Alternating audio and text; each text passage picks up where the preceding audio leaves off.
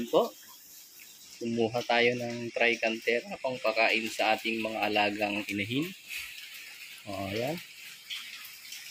Ito pa yung iba. So, gustong gusto po yan nila.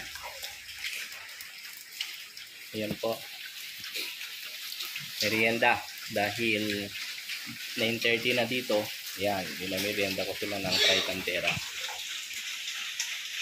So, yun po ay ito po ay pangapatinin. Gusto rin nila yan. Ito naman ay mga pang-inahin ko po yan. Ayan po. So, gusto po nila. So, itong isa, ganun din. Kumakain ka. So, ito po ay buntis. So, din po ay buntis na rin. Inahin. At ito naman ay lang kahapon. So, ayan. Kung gusto nyo na ng tricantera. So, binigyan ko po silang lahat. Enjoy na enjoy nila kainin. Ubus agad. Ito po ay mga fattening. So, ayan. Mga farming. Kaya maganda kung may tanim na tricantera.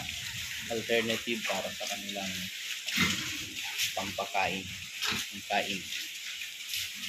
Ayan, gusto talaga nila. So, medyo madami kasi akong tanim dito sa amin. Kaya yan, pinamerienda ko sila.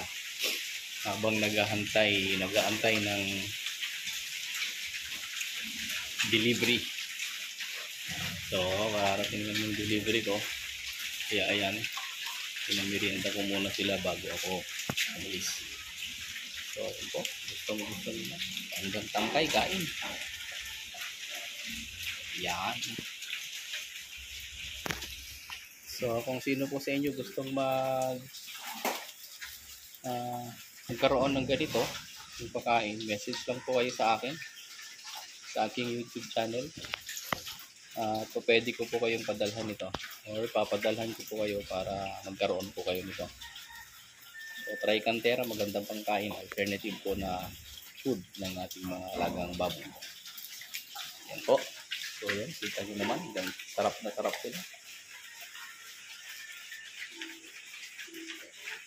Message lang po kayo sa aking Facebook at sa YouTube channel ko.